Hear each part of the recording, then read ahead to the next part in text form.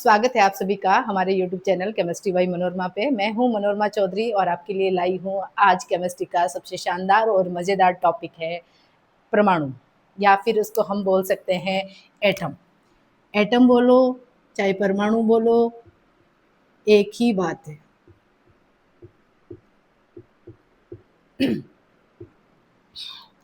परमाणु को केमिस्ट्री का कक्का बोलते हैं, या केमिस्ट्री में इसके बिना केमिस्ट्री की कल्पना नहीं कर सकते हैं, क्योंकि ये सबसे छोटा प्यारा दुलारा हमारा जो परमाणु है, ये सबसे छोटा पार्टिकल है। किसी भी मैटर का सबसे छोटा पार्टिकल जो होता है उसको परमाणु बोला जाता है।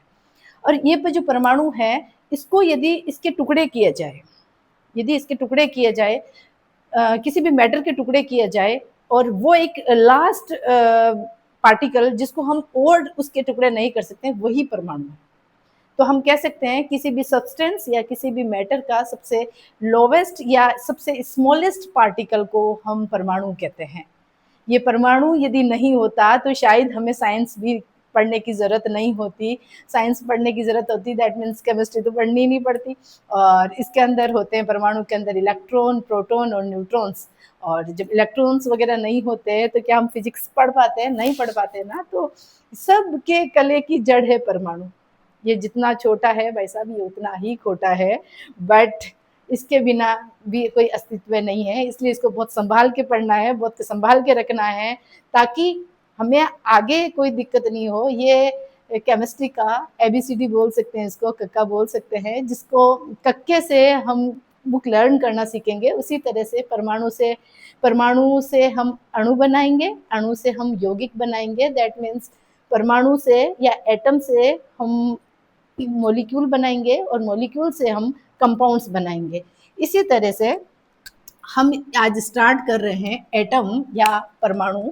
तो ये सबसे स्मॉलेस्ट पार्टिकल होता है, सबसे smallest particle of the matter, smallest particle of matter. Smallest particle of matter, या हम बोल सकते हैं पदार्थ का सबसे सूक्ष्म कण को हम परमाणु बोल सकते हैं। इसको तोड़ना भी चाहे नहीं तोड़ सकते हैं, क्योंकि ये सबसे छोटा होता है। और इसका जब डाल्टन साहब थे, उसने साइंटिस्ट डाल्टन थे, अब साहब बोलना जरूरी है, वही आज इसी की देन है सारी। यदि डाल्टन ने परमाणु की डिस्कवरी नहीं करी होती तो शायद हम आगे नहीं बढ़ पाते हैं। डाल्टन ने बोला था कि परमाणु जो है वो सबसे स्मॉलेस्ट पार्टिकल है, इसको फर्दर डिवाइड नहीं कर सकते हैं। और इसका जो शेप बोला था कि ये स्फेरिकल होता है, ये गोल शेप का होता है, उसको परमाणु कहते हैं। और परमाणु में होता क्या है कि परमाणु जो है इसके अंदर तीन चीजों से मिलकर बना है। परमाणु जो है वो तीन चीजों से मिलकर बना है। एक है न्यूट्रॉन, एक है प्रोटॉन और एक है इलेक्ट्रॉन। इलेक्ट्रॉन, प्रोटॉन और न्यूट्रॉन। न्यूट्रॉन, प्रोटॉन और इलेक्ट्रॉन, इसको स्मॉल एन से दिखाते हैं, इसको पी से दिखाते हैं, इसको ई से दिखाते हैं, ई माइनस। कहने का मतलब है इलेक्ट्रॉन हमेशा -1 चार्ज कैरी करता है, मतलब -1 चार्ज रखता है। और या इलेक्ट्रोनेगेटिव बोल सकते हैं। ये पॉजिटिव होता है, इस पे प्रोटॉन्स पे चार्ज कैसा होता है? पॉजिटिव होता है। और इस पे जीरो होता है, इस पे न्यूट्रल है ऑब्वियसली, इसके ऊपर जीरो चार्ज ही होगा। प्रोटॉन के ऊपर पॉजिटिव चार्ज होगा और इलेक्ट्रॉन्स पे कितना कैसा चार्ज होगा? नेगेटिव चार्ज होगा। ये तीनों चीजों से मिलकर बना है परमाणु या फिर एटम। और इसका जो शेप बताया है मैंने बोला है कि भी इसका शेप जो होता है स्फेरिकल होता है, बोले तो गोल होता है। ठीक है। अब इस तरह से ये शेल होती है, इसके अंदर इलेक्ट्रॉन परसेंट होता है, ये कक्षाएं हैं जिसके अंदर इलेक्ट्रॉन है। और ये जो ये यहाँ पे है सबसे जो सेंट्रल पॉइंट है, इसको हम न्यूक्लियस बोलेंगे। क्या बोलेंगे? न्यूक्लियस। न्यूक्लियस को हम बोलते हैं नाभिक। न्यूक्लियस को क्या बोलेंगे? नाभिक। और इस नाभिक के अंदर होता है प्रोटॉन और न्यूट्रॉन। न्यूक्लियस नाभिक के अंदर होता है प्रोटॉन और न्यूट्रॉन। और इसके कक्षाओं के चारों तरफ जो पार्टिकल होता है वो होता है इलेक्ट्रॉन। और ये इलेक्ट्रॉन जो होता है वो स्फेरिकल ये जो शेप होता है वो अपनी कक्षाओं में चारों तरफ ये रिवॉल्व करता है या घूमता है, और जो न्यूक्लियस है, न्यूक्लियस का ओवरऑल चार्ज जो होता है वो पॉजिटिव होता है। पॉजिटिव इसलिए होता है कि न्यूट्रॉन का चार्ज जीरो हो गया और इसका पॉजिटिव हो गया, तो डोमिनेंसी किसकी रखेगा, पॉजिटिव की रखेगा ना। तो ये इसका ओवरऑल चार्ज पॉजिटिव है और इसके बाहर जो है उसका नेगेटिव है, तो जितने पॉजिटिव उतने नेगेटिव, दैट मीन्स न्यूट्रल। तो एटम जब तक कोई चार्ज कैरी नहीं कर रहा है, एटम क्या है, न्यूट्रल है।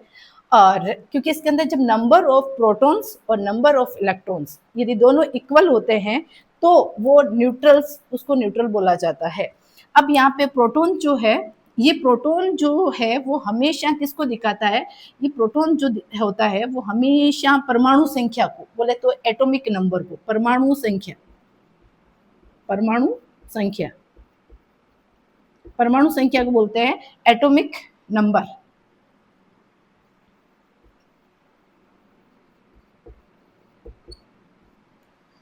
एटॉमिक नंबर को बताता है, जितने एटॉमिक नंबर होंगे, जैसे मान लीजिए हाइड्रोजन है, हाइड्रोजन का जो प्रोटॉन है, प्रोटॉन नंबर है वो 1 है, तो उसका एटॉमिक नंबर भी सेम है। कहने का मतलब यही है मेरा कि जो प्रोटॉन्स होते हैं वो ऑलवेज इक्वल होते हैं एटॉमिक नंबर के, वो कभी भी उस पर्टिकुलर एलिमेंट के अंदर ऐसा नहीं हो सकता है कि उसका एटॉमिक नंबर कुछ और हो और उसके प्रोटॉन्स नंबर कुछ और हो। प्रोटॉन्स नंबर और एटॉमिक नंबर क्या होंगे, सेम होंगे। ये मैं कोई चेंज नहीं है उनाड़ो, ऐसा आप इनो ध्यान रखनो है, एटॉमिक नंबर और प्रोटॉन नंबर सेम है वह, ठीक है।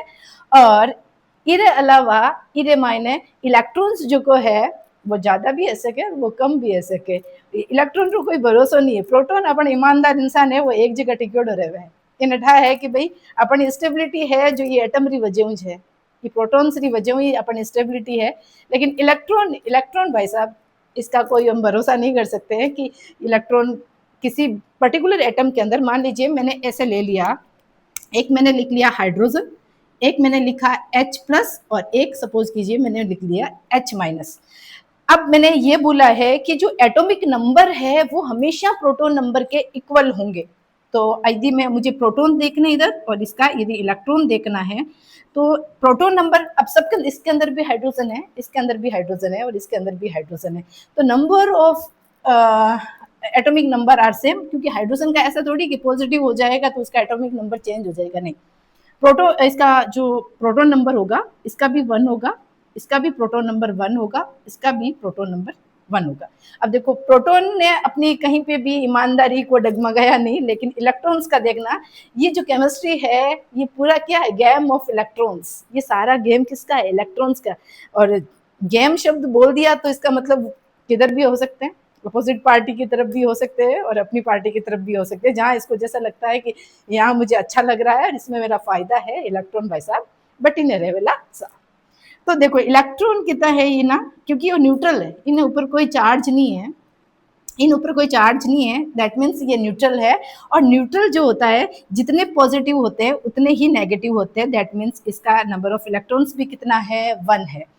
अब H+ के अंदर कहानी थोड़ी सी चेंज है।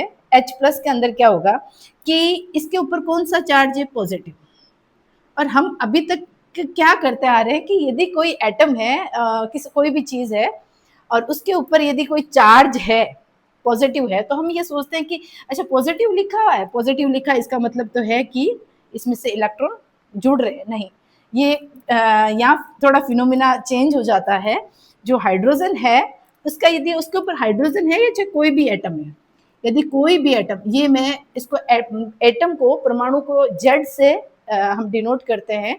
और यदि ये पॉजिटिव रखता है ना, यदि ये चार्ज पॉजिटिव रखता है, पॉजिटिव रखने का मतलब ये है कि उस पर्टिकुलर एटम में से, उस पर्टिकुलर परमाणु में से नंबर ऑफ इलेक्ट्रॉन्स जो होंगे वो बाहर चले जाएंगे, नंबर ऑफ इलेक्ट्रॉन्स होंगे वो बाहर चले जाएंगे। मतलब ये रिमूवल ऑफ इलेक्ट्रॉन, मतलब इलेक्ट्रॉन का हटना।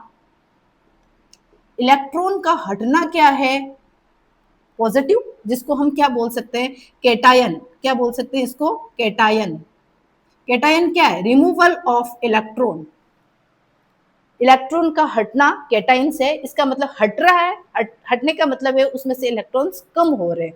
और मान लीजिए मैंने यहाँ पे ऐसे Z माइनस लिख दिया, Z मतलब एटम, Z का मतलब है एटम। अब यहाँ पे यदि किसी भी एटम के ऊपर, किसी भी परमाणु के ऊपर नेगेटिव चार्ज आ रहा है, इसका मतलब यह है कि उसमें इलेक्ट्रॉन्स ऐड हो रहे हैं, उसके अंदर इलेक्ट्रॉन्स क्या हो रहे हैं, ऐड है। तो इसका इलेक्ट्रॉन का जुड़ना, इलेक्ट्रॉन का जुड़ना क्या है, वो है एनायन।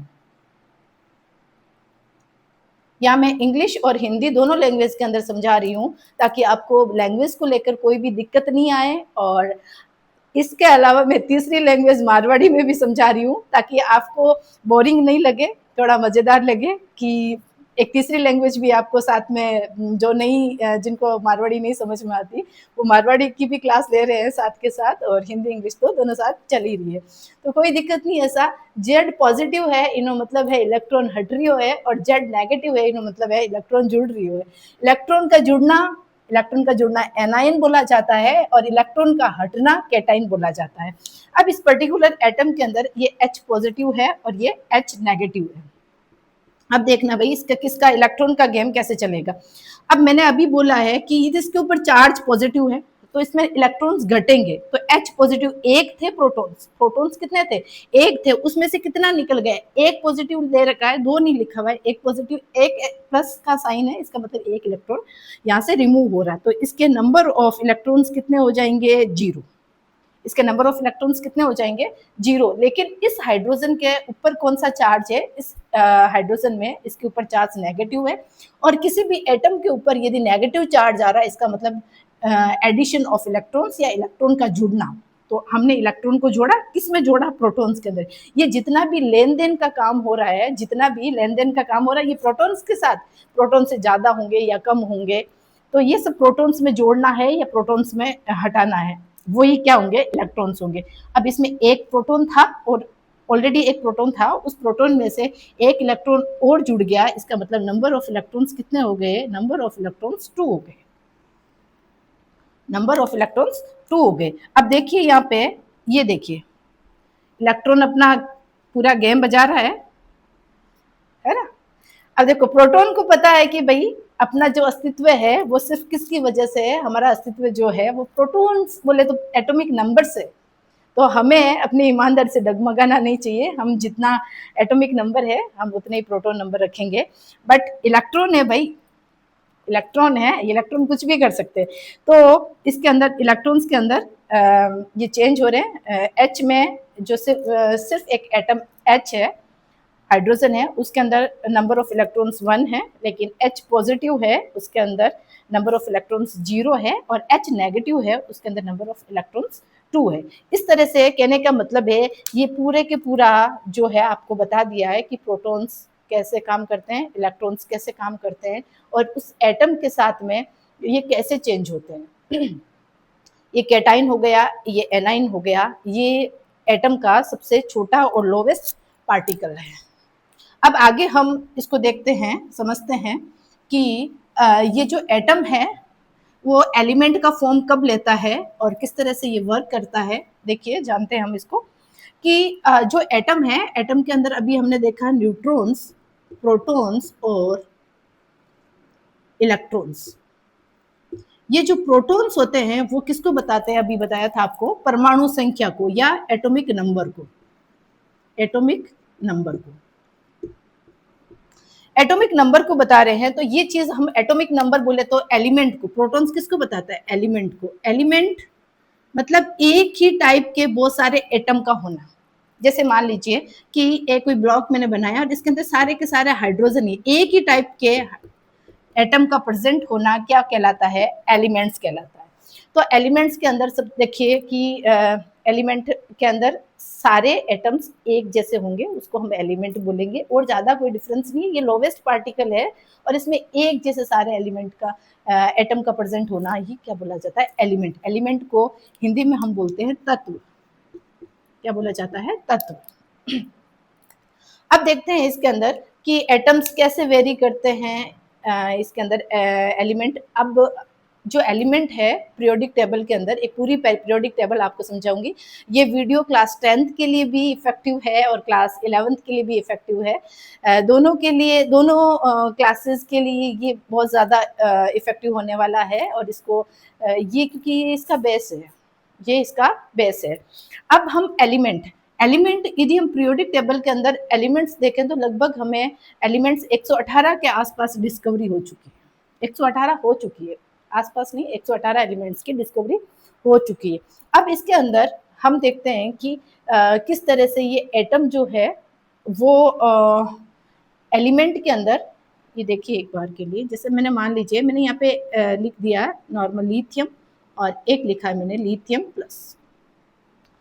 अब इसके अंदर यदि मैं प्रोटॉन्स देखना चाह रही हूँ और मैं इसके अंदर इलेक्ट्रॉन्स देखना चाह रही हूँ, तो प्रोटॉन्स वही बात है कि प्रोटॉन्स कितने होंगे इसके अंदर, प्रोटॉन्स होंगे हाइड्रोजन, हीलियम और लिथियम। जो इनका एटॉमिक नंबर होता है 3, इसके अंदर भी 3 होगा और इसके अंदर भी 3 होगा। इसके नंबर ऑफ इलेक्ट्रॉन्स क्या होंगे, ये एक न्यूट्रल एटम है। ये कैसा एटम है, न्यूट्रल एटम है या न्यूट्रल एलिमेंट है, तो इसका नंबर ऑफ इलेक्ट्रॉन्स भी कितने होंगे, 3 ही होंगे बस। इस लिथियम प्लस के एटॉमिक नंबर देखो, जो प्रोटॉन्स नंबर 3 है उसमें से एक माइनस हो जाएगा। अभी मैंने बताया था कि पॉजिटिव चार्ज का मतलब ये है कि उसमें से इलेक्ट्रॉन हट रहे हैं। आप गलती मत करिएगा यहाँ पे कि पॉजिटिव है इसका मतलब इस प्रोटॉन्स के अंदर जोड़ना, प्रोटॉन्स के अंदर जोड़ना नहीं है, प्रोटॉन में से इसको घटाना है। तो इसके अंदर कितने घट जाएगा, 3 में से 1 गया 2।